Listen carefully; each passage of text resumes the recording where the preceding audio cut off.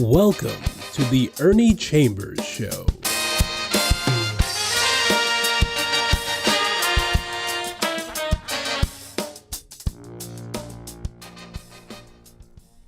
Brothers, sisters, friends, enemies, I'm going to get right into my subject. So much is happening in Gaza with Israel and the outbreak of demonstrations throughout the country and in other countries that I'm going to read because it will hold me more to the topic and I won't stray as far afield. So I'm going to get right into it. And this is dated March 9th of this year. It was in the Omaha World Herald. Unless I say otherwise, all of these were in the World Herald. And if it came from another paper, they would make note of it. Some children in Gaza are dying of hunger. Rafah, Gaza Strip. It's not just Israeli bombs that have killed children in war-ravaged Gaza. Some are now dying of hunger. Officials have warned for months that Israel's siege and offensive were pushing the Palestinian territory into famine. Hunger is most acute in northern Gaza, which has been isolated by Israeli forces and has suffered long cutoffs of food supplies. At least 20 people have died from malnutrition and dehydration at the North's Kamal, Adwan, and Shifa hospitals. That's according to the health ministry. Most of the dead are children, including one as old as 15, as well as a 72-year-old man. Particularly vulnerable children are also beginning to succumb in the south. I have a sock here right quick. Think of this as Gaza, and the bombing and the siege from Israel started up here at the top. They told the people to move because they were going to be attacking, airplanes and so forth. So the people started moving southward, down. And when they got to this point, they were told that they had to move again. Some tried to go back north, but they were not able to. They stopped. So they continued to be pushed. And finally, to make a long story short, they wound up down here in the toe, which is Rafah. And there are over 1 million people in that area. So keep in mind the sock idea and the people being driven southward by Israeli forces. Continuing. At the Emirati hospital in Rafah, 16 premature babies died of malnutrition-related causes over the past 5 weeks, one of the senior doctors said. The child deaths we feared are here, Adeli Kaur, UNICEF's Middle East chief, said in a statement. Israel's bombardment and ground assaults have already wreaked a high toll among children, who, along with women, make up nearly 3/4 of the more than 30,800 Palestinians killed, according to the Gaza Health Ministry. Malnutrition is generally slow to bring death, striking children and the elderly first. Other factors can play a role. Underfed mothers have difficulty breastfeeding children. Diarrheal diseases rampant in Gaza due to lack of clean water and sanitation leave many unable to retain any of the calories they ingest, said a UNICEF official who is a child nutrition expert. Malnutrition weakens immune systems, sometimes leading to death from other diseases. The siege. Israel largely shut off entry of food, water, medicine, and other supplies after launching its assault on Gaza after Hamas's October 7th attack on southern Israel. The fighting killed about 1,200 people, and Palestinian militants took about 250 hostages. It has allowed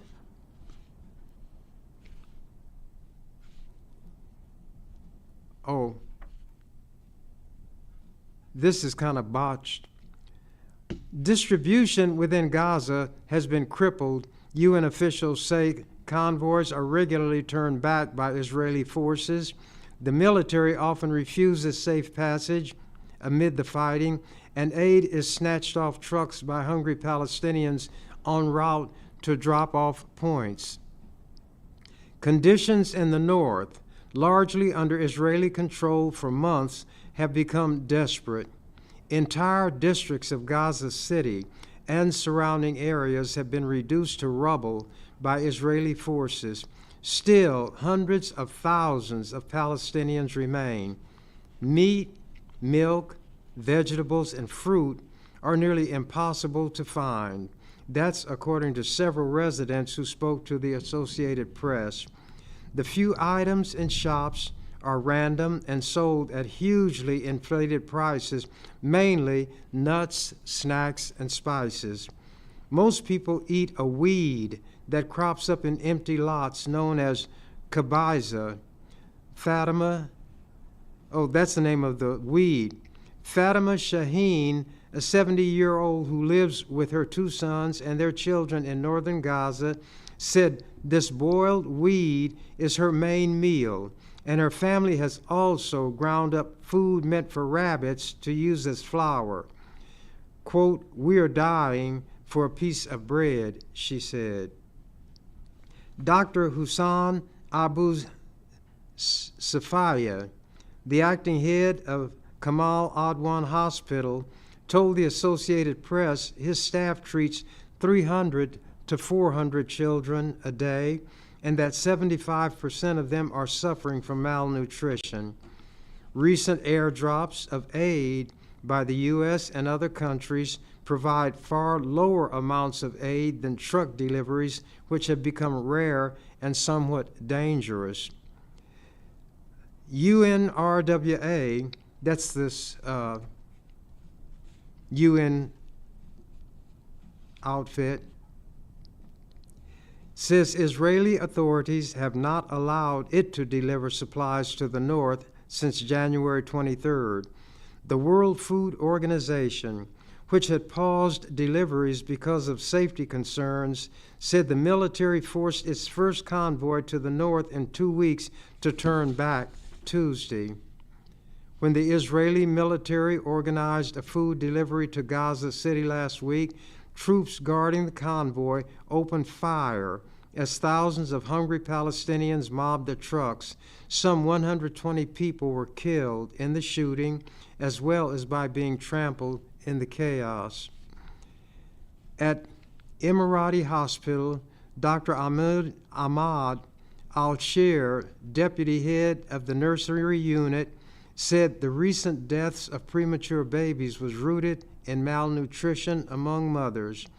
Malnourishment and extreme stress are both factors causing premature underweight births, and doctors say anecdotally cases have risen during the war, though the UN does not have the statistics.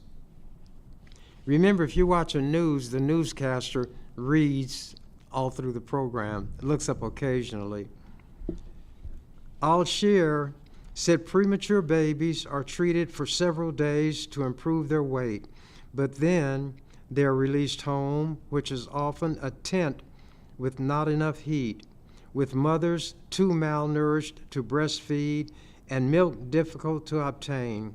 Parents sometimes give newborns plain water instead, which is oftentimes causing diarrhea. Within days, the babies are brought back to us in a terrible state. Some were brought already dead, Al-Shir said. He said 14 babies at the hospital died in February and 2 more so far in March. Currently, the hospital's wards have 44 babies under 10 days old with weights as low as 4 pounds, some on life support. Every incubator has at least 3 premature babies in it, raising the risk of infection. Al-Shir said he fears some will meet the same fate when returned home. Quote, "We treat them now but God knows what the future will be, he said. This article,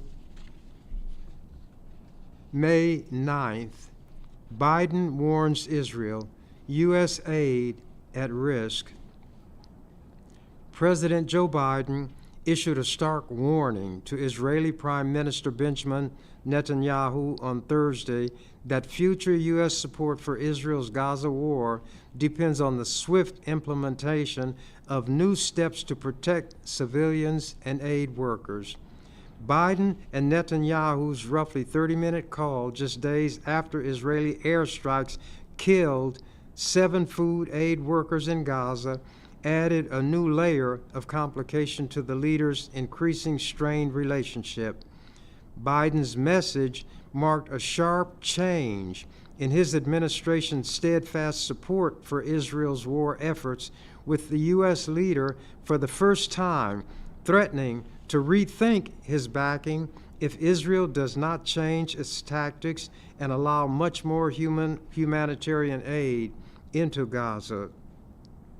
The White House would not specify what could change about U.S. policy, but it could include altering military sales to Israel and America's diplomatic backup on the world stage.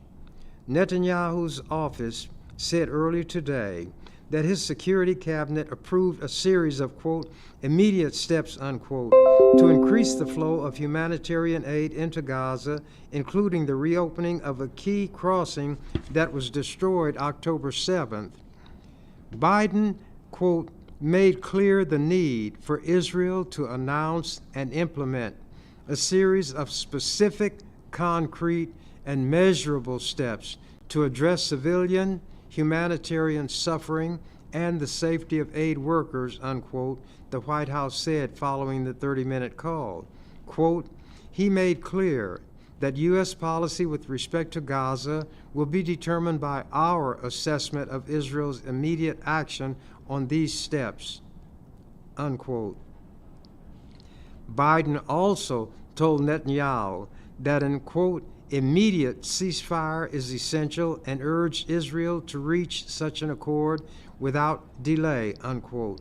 That's according to the White House, which described the conversation as direct and honest.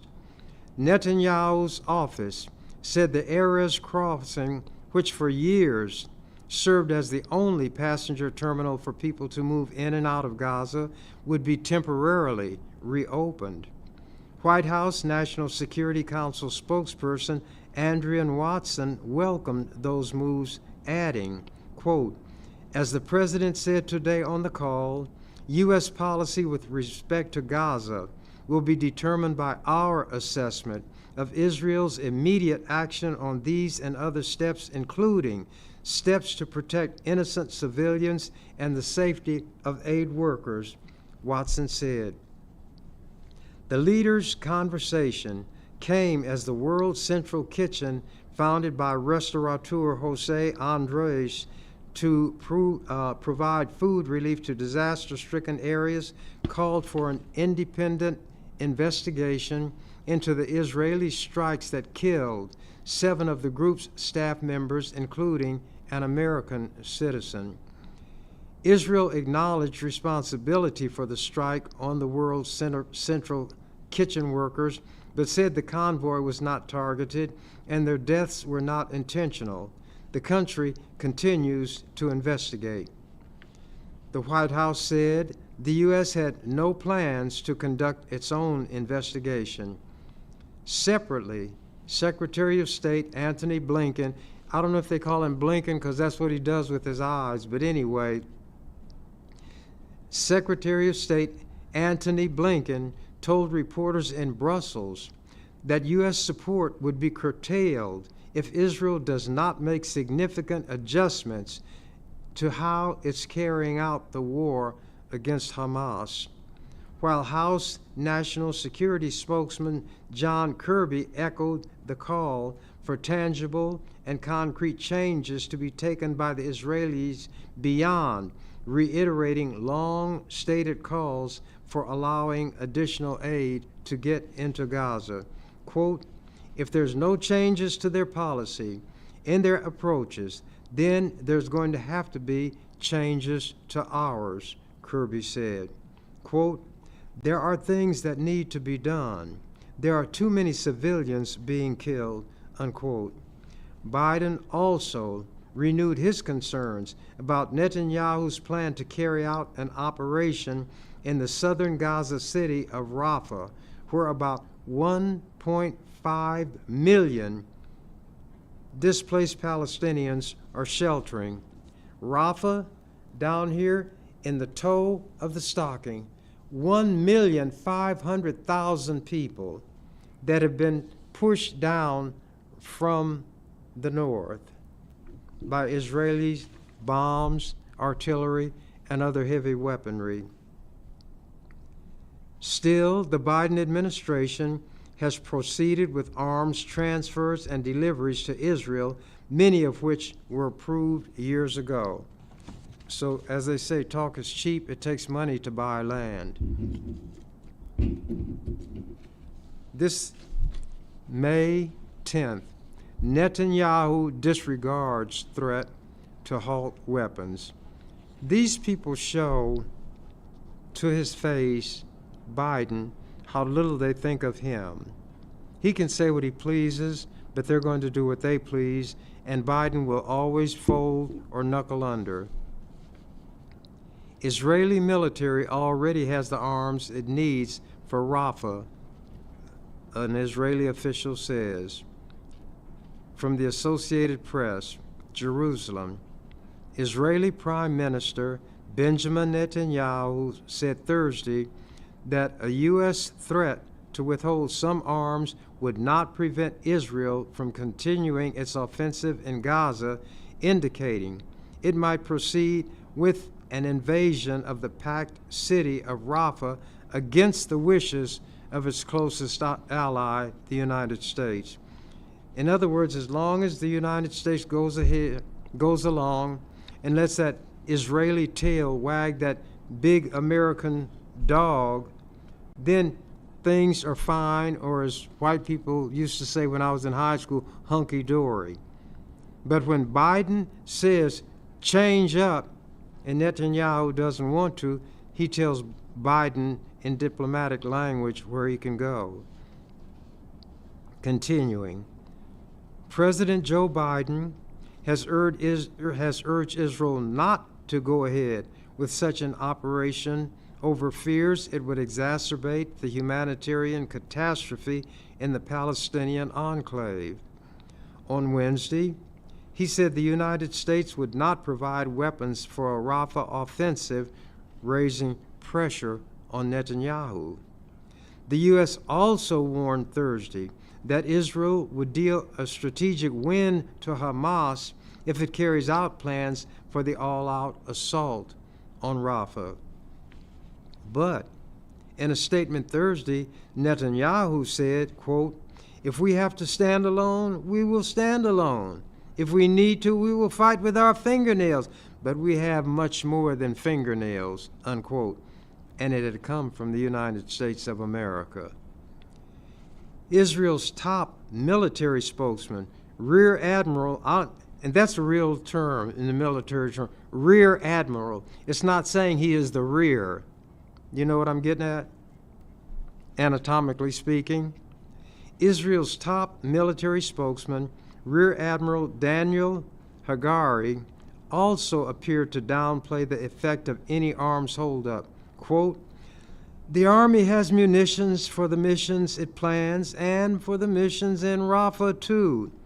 We have what we need, unquote, he said in response to a question at a press conference.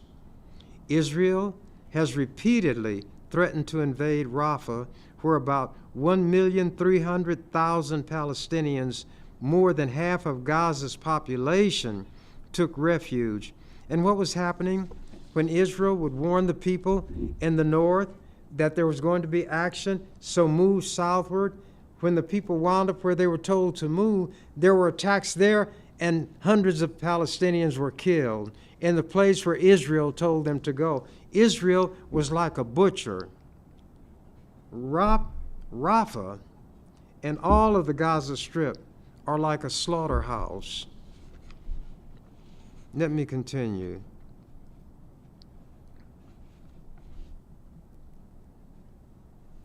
Israel has repeatedly threatened to invade Rafah, where about 1,300,000 Palestinians, more than half of Gaza's population, took refuge. The city in southern Gaza is the main hub for humanitarian operations, which were severely hindered by the closure of Gaza's two main crossings this week. Israel claims Rafah is the last stronghold of Hamas and says the army must go in if it hopes to dismantle the militant group. When you've got 1,300,000 people clustered here, being told to move from up here by Israel to move down here, and now there they are, and Israel is going to use airplanes to drop bombs, they're going to use artillery, and they're going to use tanks. You could not spit without it landing on a human being. But obviously, the Israelis don't consider the Palestinians to be human beings. Continuing.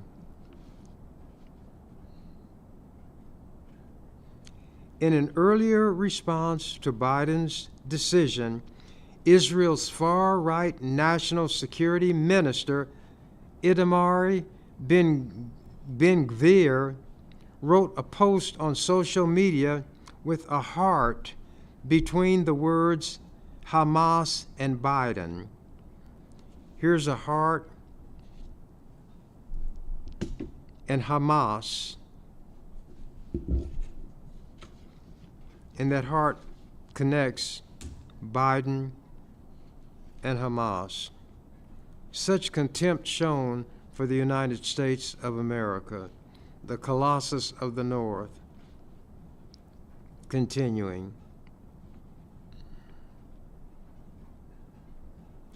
He and other ultranationalist members of Netanyahu's coalition support a large-scale Rafah operation and threaten to bring down Netanyahu's government if it doesn't happen. Quote, "Our view is any kind of major Rafah ground operation would be actually strengthening Hamas's hands at the negotiating table, not Israel's," White House National Security spokesman John Kirby said Thursday. He said more civilian deaths from an Israeli offensive would give more ammunition to Hamas's twisted narrative about Israel. Aid groups say a Rafah invasion would be catastrophic.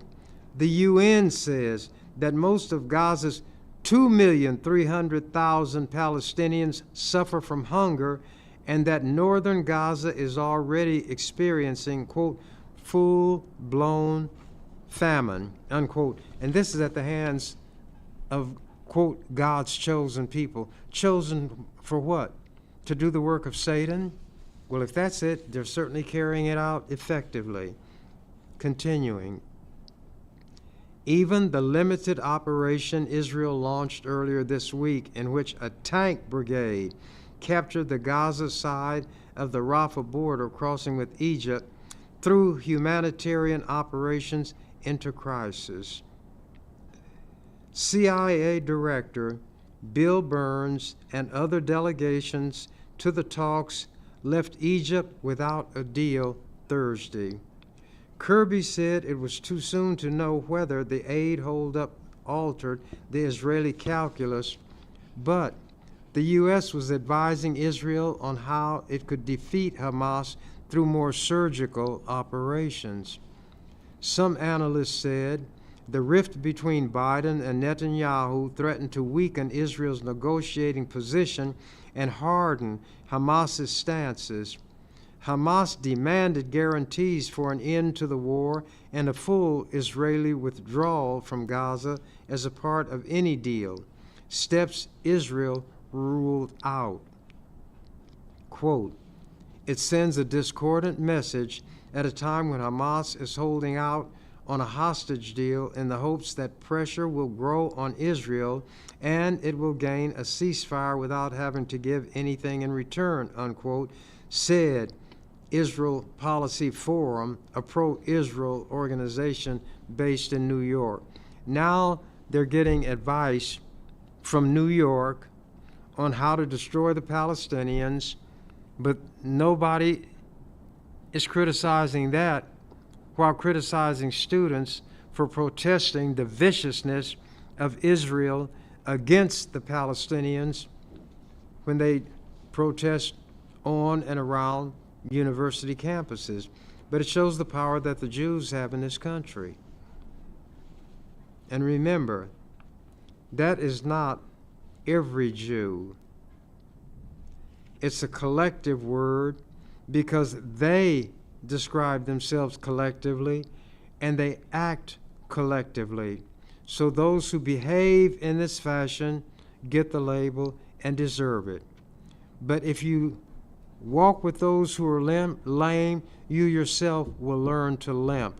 And when you have all the outward signs, you are deemed by those who are observing to be one of those with whom you are associating, with whom you share all of these signs and characteristics. The UN Agency for Palestinian Refugees, known as UNRWA, said it only has enough stocks to maintain operations for a few days, and it began rationing. This is happening now. This is dated May 11th. The Biden administration said Friday that Israel's use of U.S.-provided weapons in Gaza likely violated international humanitarian law, but wartime conditions prevented U.S. officials from determining that for certain in specific airstrikes. And the headline of this, White House, Israel likely violated international law. The administration's finding of reasonable evidence to conclude that its ally breached international law in its conduct of the war in Gaza, released in a summary of a report being delivered to Congress on Friday, represents the strongest such statement from Biden officials. Its caveat that it was unable immediately to link specific U.S. weapons to individual strikes by Israeli forces in Gaza, however, could give the administration leeway in any future decision on whether to restrict U.S. provisions of offensive weapons to Israel. The administration's findings, a first-of-its-kind assessment that was compelled by President Joe Biden's fellow Democrats in Congress, came after 7 months of airstrikes, ground fighting, aid restrictions that so far claimed the lives of almost 35,000 Palestinians, mostly women and children. Suppose that Hamas killed 35,000 Jews, most of whom were women and children. Would the world be in an uproar?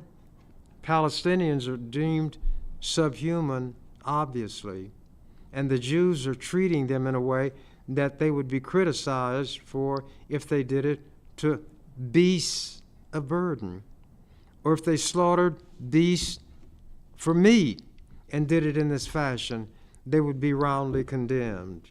So they deem the Palestinians to be subhumans, or the Untermenschen, which the Nazis referred to the Jews as being when they were gassing them, burning them, and shooting them. Biden has tried to walk an ever finer line in his support of Prime Minister Benjamin Netanyahu's war against Hamas.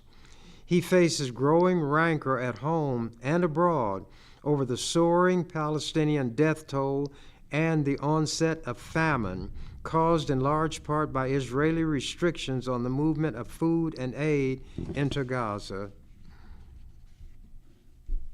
Meanwhile, the UN General Assembly voted by a wide margin Friday to grant new, quotes, rights and privileges, unquote, to Palestine, and called on the Security Council to reconsider Palestine's request to become the 194th member of the United Nations. What people don't realize is that those Jews who came to Palestine were not indigenous people. They were kicked out of Europe. They were kicked out of every country in Europe where they went. Spain, Portugal, you name the country, and they were kicked out. They wound up going to South Africa and joining the white South Africans in oppressing the indigenous black population. When we talk about apartheid in South Africa, how vicious it was, the Jews were right there underwriting it, undergirding it. They had an official tie-in with the racist South African government. Black people need to know that. The Jews did not have a state in Palestine. They went to Palestine in the way that Europeans came to this country and stole the land from the indigenous people. And this rhyme, as I mentioned it to you all, if you remember it, was said about the Japanese degrading them, but it applies to what the Jews did when they came to Palestine. Jews were not in Palestine. Palestinians were there. That's why it was called Palestine. How courteous the Japanese. He always say, "Excuse it, please." Walk into his neighbor's garden, smile, and says, "I beg your pardon." Then he grins his friendly grin, invites his hungry family in, and then he bows his friendly bow. "So sorry, this my garden now." That's what the Jews did when they went to Palestine. And they, in 1948, I'm not going to tell you what happened in 1948, but it was critical. A Jewish state did not exist. It's an artificial contrivance, a concoction that was built on the stolen land of the Palestinians. And just as in this country, the native people were placed on reservations and treated like subhumans. That was the model the Jews applied in Palestine to the Palestinians. And they maintained contact with South Africa. And the United Nations officially identified Zionism, which is going to Palestine, Zionism as racism. Malcolm X said, "History is the study best suited to reward our efforts." We should read. We need to understand. And when you see these students who are not doing on these campuses anything near to what the Jews are doing to the Palestinians, mainly women and children, yet the police are summoned. They're using these exploding grenades.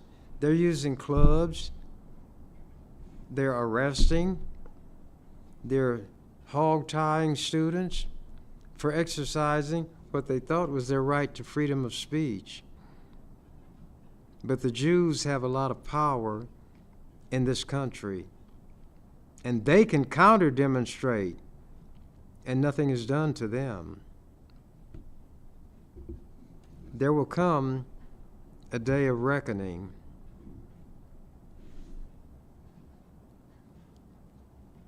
Let me see if I can find my place. Meanwhile, the UN General Assembly voted by a wide margin Friday to grant new, quote, rights and privileges, unquote, to Palestine, and called on the Security Council to reconsider Palestine's request to become the 194th member of the United Nations. This article I'm reading from was May 11th. This is going on now. The world body approved the Arab and Palestinian-sponsored resolution by a vote of 143 to 9 with 25 abstentions.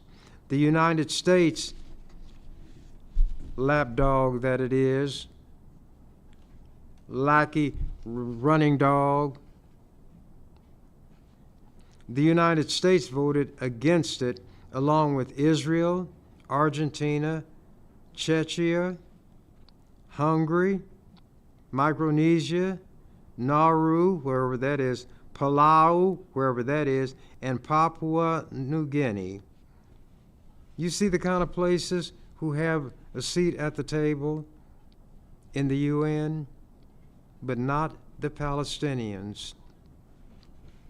The vote reflected the wide global support for full membership of Palestine in the United Nations, with many countries expressing outrage at the escalating death toll in Gaza and fears of a major Israeli offensive in Rafah.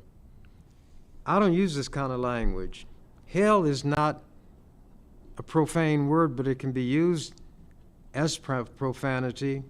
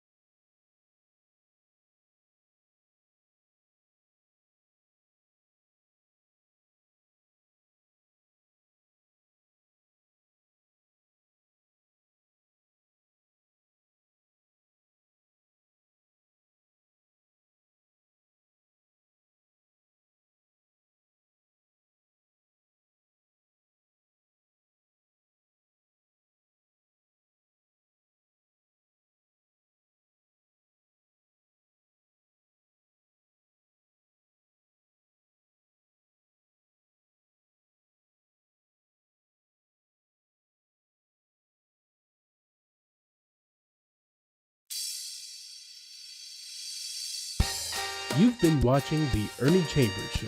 If you'd like to leave suggestions, email us at ewcfacts@gmail.com. That's ewcfacts@gmail.com. This is an EWC Communications production.